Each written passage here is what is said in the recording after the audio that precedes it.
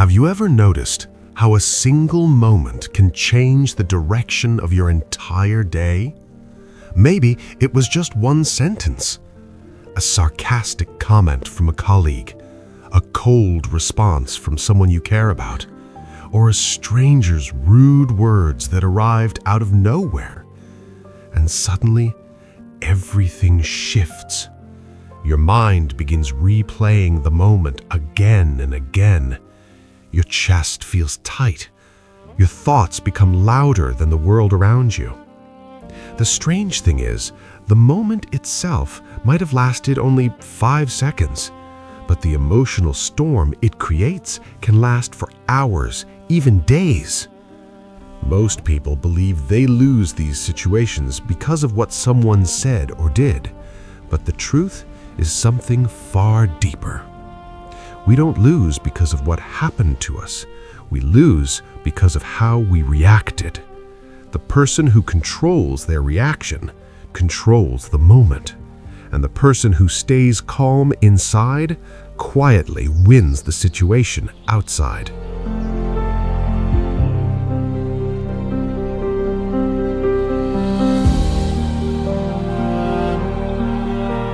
Today, we're going to walk into a quiet mountain village to meet a man named Daniel, a man who spent years carrying the emotional weight of other people's words.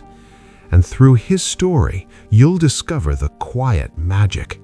Stay with me until the end, because I'll share a simple daily practice, one that can help you drop the emotional stones you've been carrying in your heart. Daniel lived in a small mountain town where mornings were quiet and the air smelled like pine trees. From the outside, he looked strong. He worked hard. He helped his neighbors. He rarely complained. But inside his mind, there was constant noise. Daniel reacted to everything. If someone criticized him, he argued back immediately. If someone disrespected him, he replayed the moment for days. If someone insulted him, he carried the pain like a wound. Over time, his peace disappeared. One morning, overwhelmed and exhausted, Daniel decided to hike a mountain trail, not to reach the top, but to escape his thoughts. Every step felt heavy, not because of the path, because of the weight on his back. In his mind, every painful word had become a stone. A harsh comment, a broken promise, a moment of disrespect. Each one became a stone inside an imaginary bag, and that bag was now unbearable. Halfway up the trail, Daniel met an elderly traveler sitting beside the path. The old man's face was calm. His steps were light, and his eyes held quiet wisdom. "Your steps are heavy," the traveler said gently. Daniel sighed. "I carry the stones people threw at me, their insults, their lies, their disrespect. I can't drop them. They belong to me now." The traveler smiled. He picked up 2 small stones from the ground. One he placed on the path, the other he placed in Daniel's hand. "The one on the ground," the traveler said, "represents the words someone threw at you. They said it, and then they walked away. They are already free."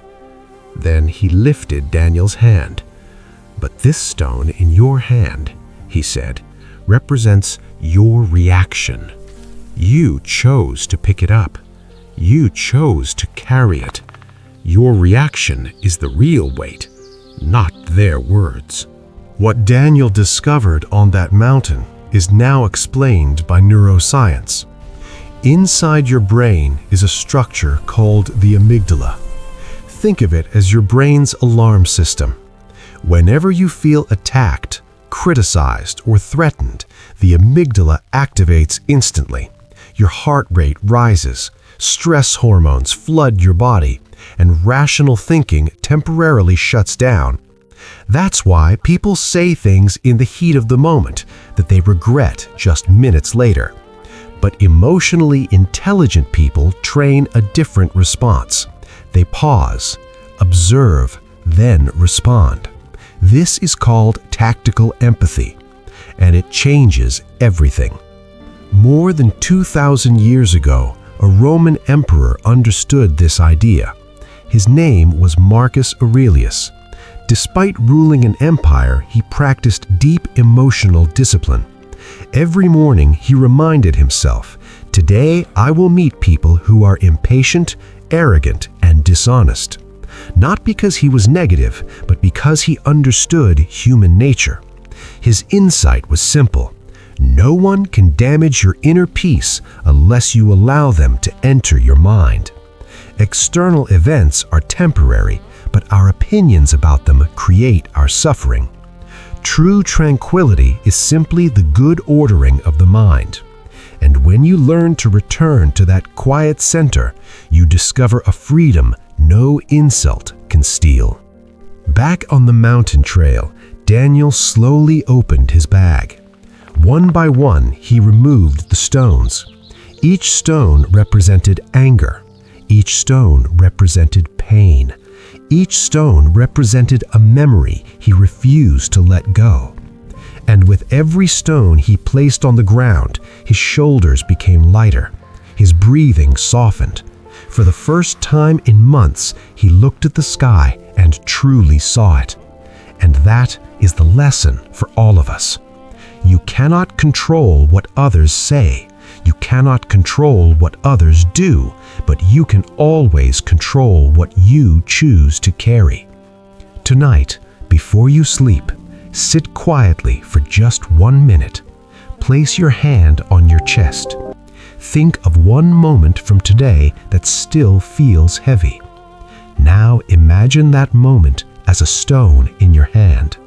Take a slow breath and whisper softly, "This stone is not mine to carry." Then place it on the ground. Let it belong to yesterday, not to you. If you do this every night, your mind becomes clearer, your heart becomes lighter, and slowly you begin to walk through life with quiet strength. Because in the end, your reaction is the quiet force that shapes your destiny. This is FINDesk. If this story helped you, subscribe and join us. Together, we build stronger minds, one story at a time.